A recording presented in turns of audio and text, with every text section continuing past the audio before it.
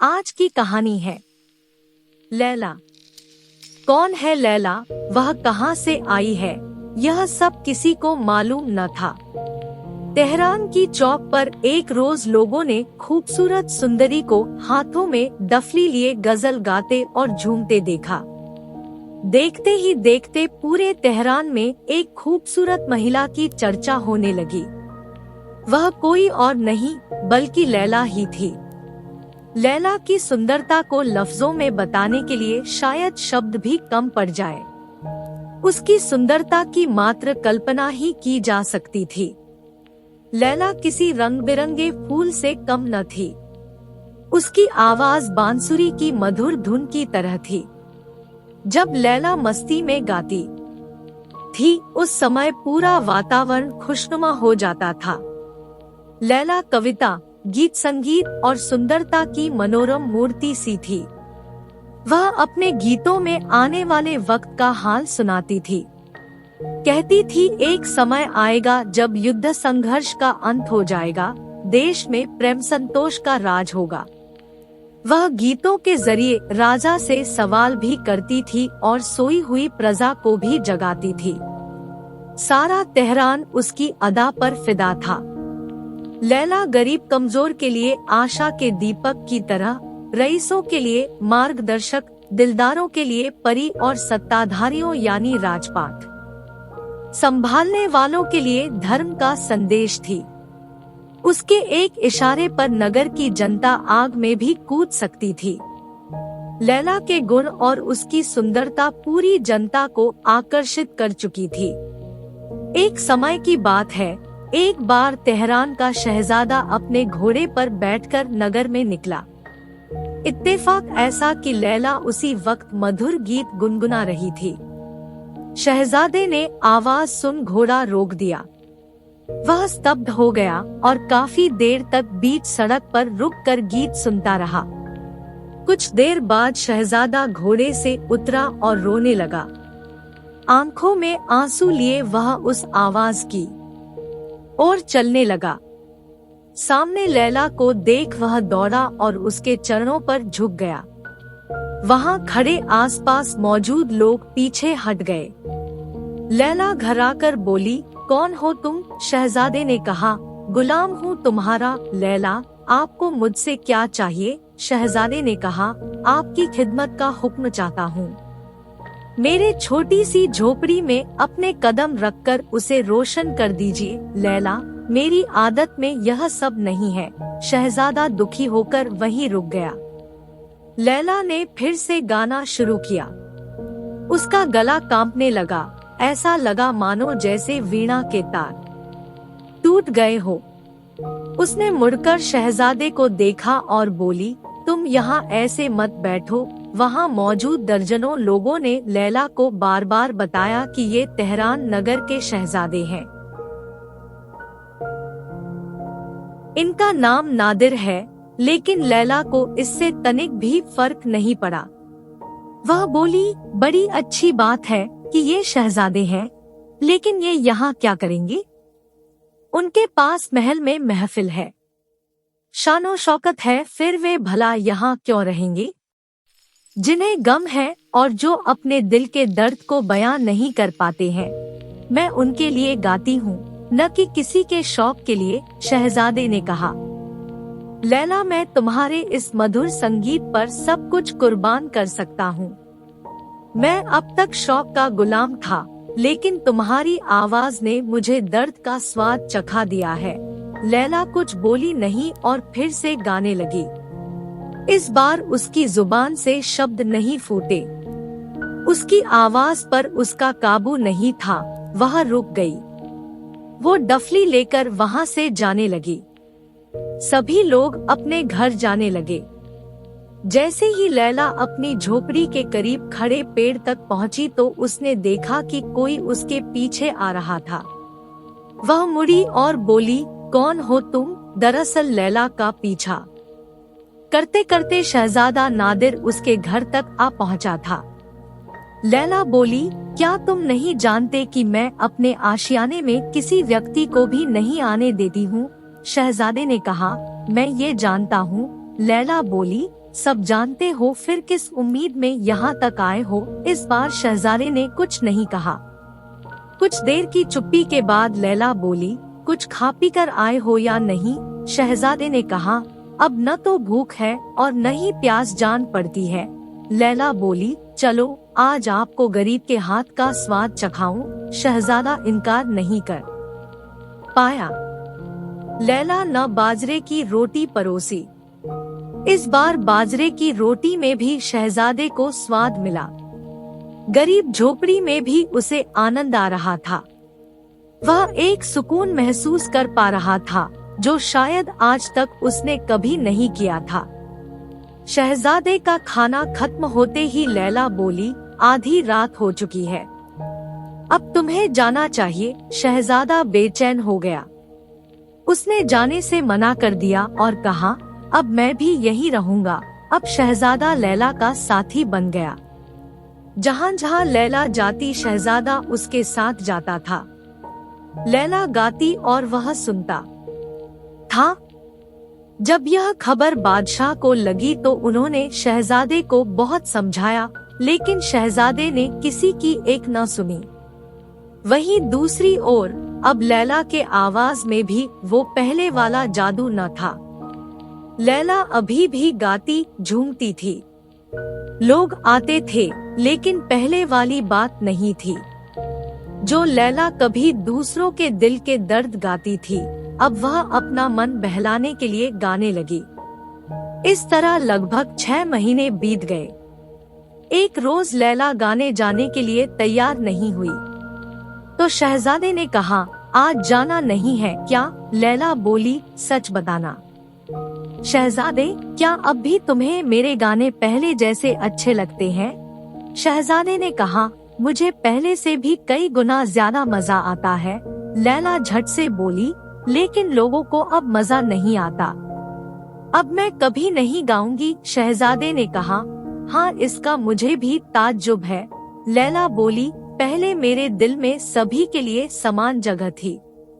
पहले मेरी जो आवाज निकलती थी वह सभी के दिलों तक पहुंचती थी, लेकिन अब तुम औरों से अलग हो गए हो।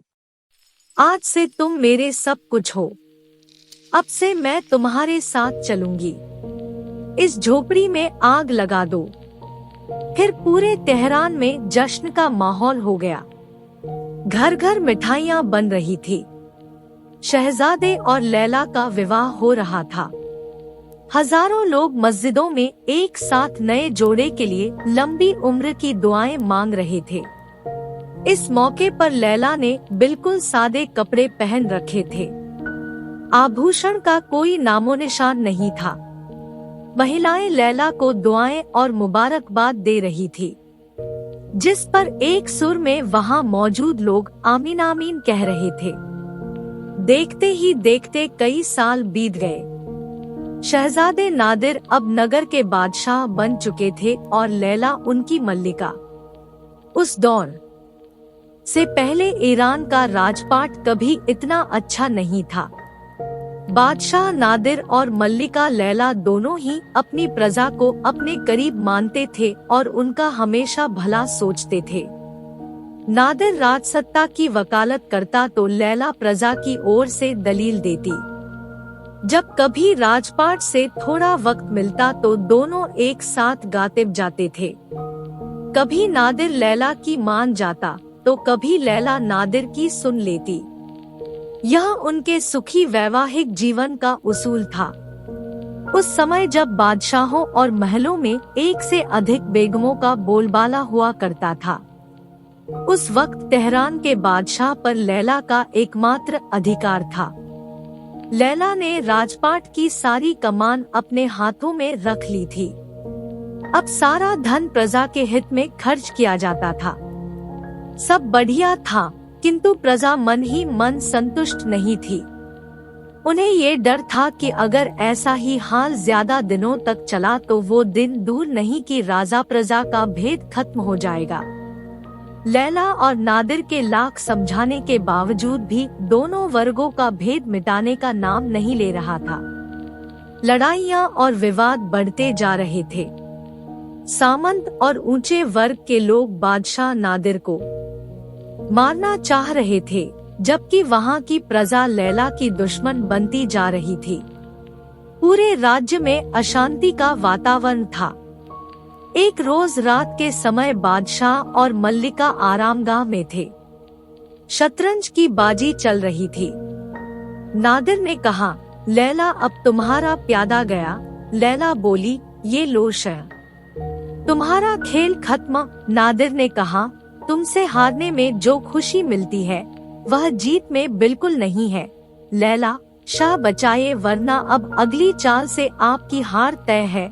नादिर ने भौएं चढ़ाकर कहा, तुमने राजा का अपमान किया है। इतने में लैला बोली, 2 बार मैंने आपको छोड़ दिया है, अब आप नहीं बचेंगे।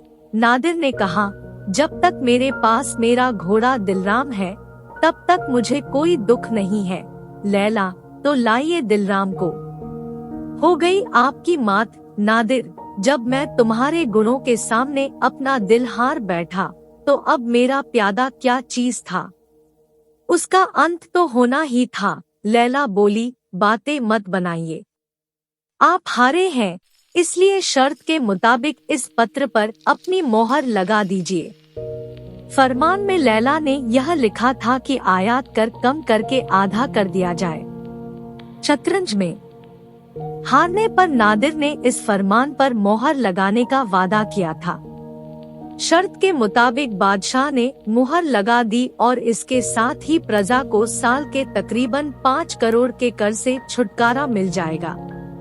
लैला मन ही मन ये सोचकर खुश हो रही थी कि जब प्रजा को इसकी जानकारी मिलेगी तो वो कितनी खुश होगी और उन्हें दुआएं देंगी। तभी अचानक राजभवन में शोर मचा।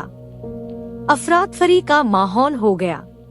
पूछने पर पता लगा कि गुस्साए लोगों की भीड़ आई है और वे राजभवन की दीवार तोड़कर अंदर आने की कोशिश कर रहे हैं। शोर बढ़ता ही जा रहा था। लैला एक कोने में चुपचाप खड़ी थी। नादिर को भी कुछ समझ नहीं आ रहा था कि वह क्या करे। अंत में उसने लैला की तरफ देखकर कहा, मैं सेना को बुलावा भेजता हूँ। इतने में लैला बोली, थोड़ा रुकिए, आखिर इन सभी लोगों से एक बार पूछिए तो कि ये चाहते क्या है। लैला की बात सुनते ही नादिर छत पर चढ़ गया और लैला भी उसके साथ आ पहुंची। दोनों छत पर खड़े थे। भीड़ की नजर उन पर गई। भीड़ चिल्लाई, वो देखो लैला छत पर खड़ी है। नादिर ने चिल्लाकर कहा, यह ईरान की बदनसीबी है कि आज ये दिन आया। तुम लोगों ने राजभवन को क्यों इस प्रकार से घेरा है? आखिर क्यों तुमने बगावत की राह चुनी है? बताओ। मैं बादशाह तेहरान तुम सभी को हुक्म देता हूँ, इसी वक्त यहाँ से जाओ वरना यहाँ खून की नदियाँ बहा दी जाएगी। तभी भीड़ से एक विद्रोही निकला और बोला, हम तब तक यहाँ से नहीं जाएंगे जब तक लैला इस महल से नहीं जाएगी। गुस्से में तमतमाकर नादिर ने कहा, अल्लाह से डरो। मल्लिका का इस तरह अपमान करते हो, तुम लोगों को बिल्कुल शर्म नहीं है। लैला जब से मल्लिका बनी है उसने तुम लोगों को कितनी सुविधाएं दी है और तुम ऐसी बेअदबी कर रहे हो। कभी महल में आकर देखो कि मल्लिका कैसा जीवन जीती है। लैला वैसा भोजन खाती है जो तुम जानवरों को खिलाते हो। साज-सजावट तो दूर, लैला का महल खाली खंडहर है। लैला मल्लिका होकर भी फकीरों सा जीवन जीती है, दिन रात प्रजा की सेवा में ही डूबी रहती है और तुम उसके साथ ऐसा बर्ताव कर रहे हो। नादिर बोल ही रहे थे कि विद्रोहियों में से किसी ने चिल्लाकर कहा, मल्लिका हम सबकी दुश्मन है, हम लैला का चेहरा तक नहीं देखना चाहते। इतने में नादिर ने चिल्लाकर कहा, खामोश हो जाओ सब। फरमान दिखाते हुए नादिर ने कहा, ये देखो लैला ने तुम लोगों के लिए कितना सोचा। तुम लोगों का कर अब आधा हो गया है, फिर भी तुम उसके लिए ऐसी बातें कर रहे हो। हजारों लोग एक साथ बोले, यह तो बहुत पहले ही माफ होना चाहिए था। हम अपनी मल्लिका के रूप में इसे स्वीकार नहीं कर सकते हैं। बादशाह को समझ नहीं आ रहा था कि वह क्या करे। उसे इस हालत में देख लैला बोली, अगर अल्लाह की यही मर्जी है कि मैं डफली बजाऊं और गाना गाकर गुजर बसर करूं तो मुझे इस बात का कोई दुख नहीं है। मैं फिर से एक बार अपनी आवाज से जनता का दिल जीत लूंगी। नादिर लैला को खोना नहीं चाहते थे। उसने घबराकर मीनार की घंटी बजाई ताकि सैनिक बाहर मदद के लिए आएं और भीड़ को खाली कराएं, लेकिन ऐसा हुआ नहीं। नादिर ने फिर दूसरी बार घंटी बजाई। इस बार भी कोई सैनिक बाहर नहीं आया। बादशाह नादिर ने तीसरी बार घंटी बजाई, एक भी सैनिक बाहर नहीं निकला। नादिर ने सिर पर हाथ रख लिया। वह समझ गया कि यह खतरे की घंटी है। अब खराब दिन आ चुके हैं।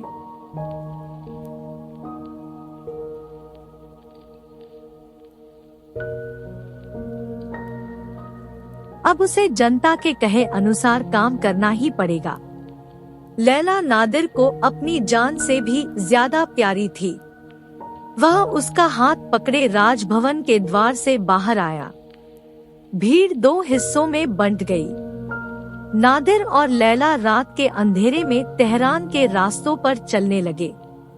उन्होंने मस्जिद में पनाह ली क्योंकि उन दोनों का अब कोई आश्रय नहीं था। इस तरह दर दर भटकते भटकते पूरा साल बीत गया। दोनों ने समरकंद, बुखारा, बगदाद, हलब, काबिरा और अदन इन सारे देशों की खाक छान डाली। लैला की आवाज का जादू एक बार फिर काम आया। उसके गाते ही पूरे शहर में एक अलग ही हलचल सी मच जाती थी। दिन भर वे गाकर लोगों का मनोरंजन करते, घूमते, खाते और कहीं रात बिताकर अगले दिन वहां से रवाना हो जाते थे। प्रजा के बुरे बर्ताव से उनका मन बहुत दुखी था। लैला के मन में ये बात बैठ गई थी कि आप जिनके लिए अपना सब कुछ दे देते हैं, आगे चलकर वही आपका दुश्मन बन जाता है। जिसकी भलाई करो, आने वाले दिनों में वही बुराई करता है। किसी से भी इतना दिल नहीं लगाना चाहिए। लैला के पास बड़े बड़े रईसों, बादशाहों का बुलावा आता था, लेकिन लैला किसी के यहाँ नहीं जाती थी। इधर ईरान में शासन व्यवस्था अनियंत्रित थी। लोगों से तंग होकर रईस धनवानों ने भी फौज जमा करनी शुरू कर दी थी। तभी राज्य में अकाल पड़ गया। लोग भूखे मरने लगे थे और व्यापार नष्ट होने लगा था। सारा खजाना खत्म हो रहा था।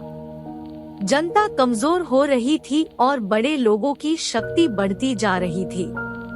आखिरकार एक दिन आया जब जनता ने घुटने टेक दिए।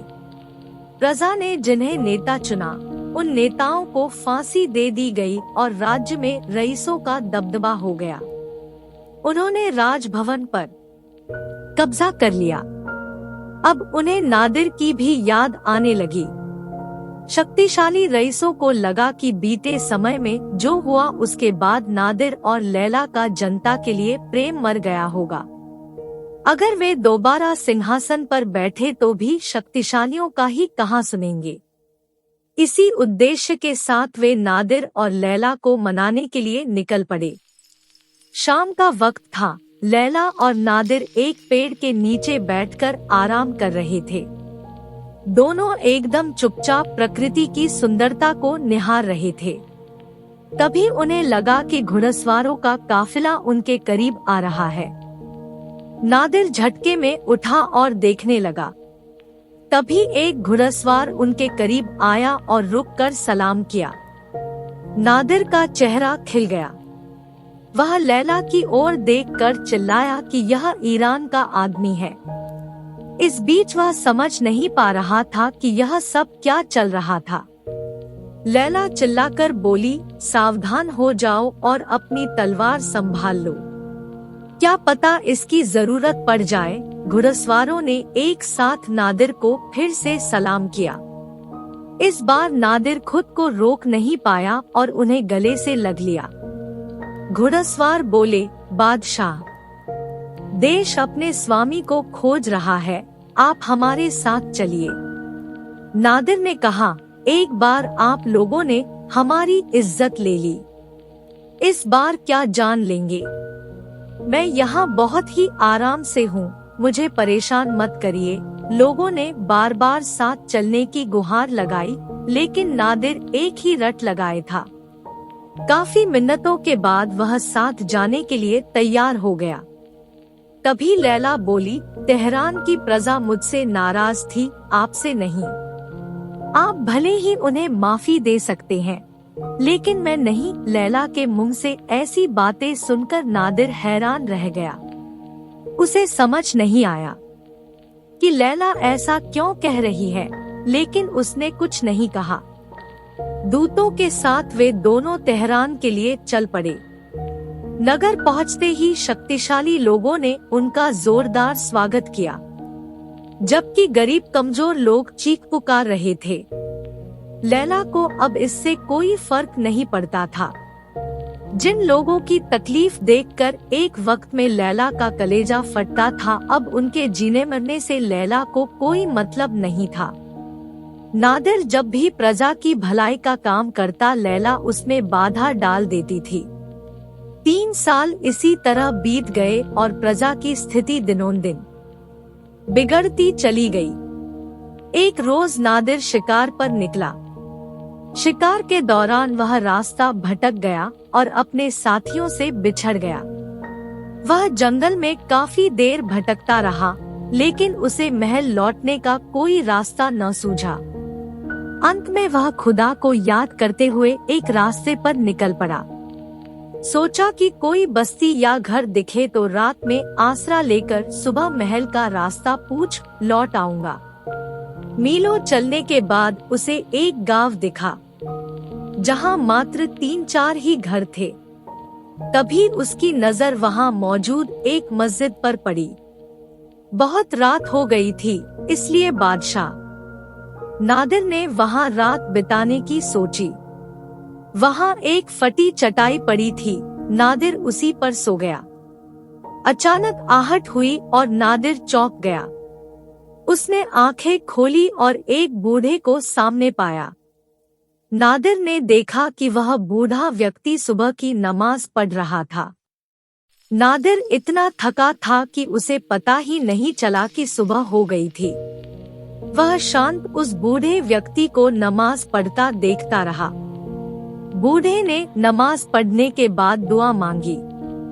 बूढ़े ने हाथ उठाकर कहा, ए खुदा, तू गरीबों का मददगार है, बेसहारों का सहारा है। तू इस क्रूर बादशाह का अत्याचार देख रहा है।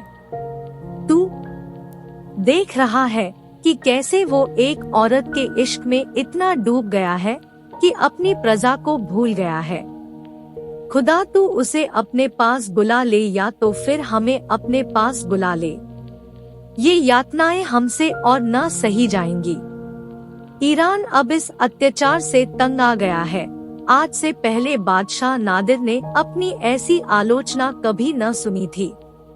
दुआ के लफ्ज सुनकर बादशाह नादिर का खून सूख गया। उसे समझ नहीं आया कि वह क्या करे। नादिर वहीं सोया रहा, वह हिल भी नहीं पाया। घटना के 1 सप्ताह बाद तक नादिर सभा में नहीं आया। साथ ही उसने किसी सेवक से भी मुलाकात नहीं की। कमरे में पड़ा सोचता रहा कि आखिर क्या करूं? लैला से नादिर की ये हालत देखी नहीं जा रही थी। वह कई बार उसके पास जाकर पूछती कि आखिर बात क्या है, क्यों वे इस तरह से बर्ताव कर रहे हैं। नादिर उसकी गोद में सिर रखता और रोने लगता। वह चाह कर भी कुछ बोल नहीं पा रहा था। कई दिनों तक मन ही मन व्याकुल होकर अंत में उसने सोचा, प्रेम अमर है, मैं और लैला दिल से जुड़े हैं। मुझे इस बादशाहत का लोभ नहीं है। मैं लैला के बिना नहीं जी सकता। वह कमरे से निकला और दौड़ते हुए लैला के कमरे में पहुंचा। देर रात हो चुकी थी, लेकिन द्वार खुला था। नादिर को समझ नहीं आया कि इस वक्त लैला कहाँ जा सकती है। वह डर गया। मन में कई सवाल आने लगे, लेकिन उसने आशा न छोड़ी और पूरा महल छान मारा। लैला कहीं नहीं थी। बादशाह नादिर मायूस हुए लैला के कमरे में लौट आए। हजारों बुरे ख्यालों के बीच नादिर लैला के बिस्तर पर लेट गया कि तभी उसका हाथ तकिए के नीचे रखे कागज के टुकड़े पर पड़ा।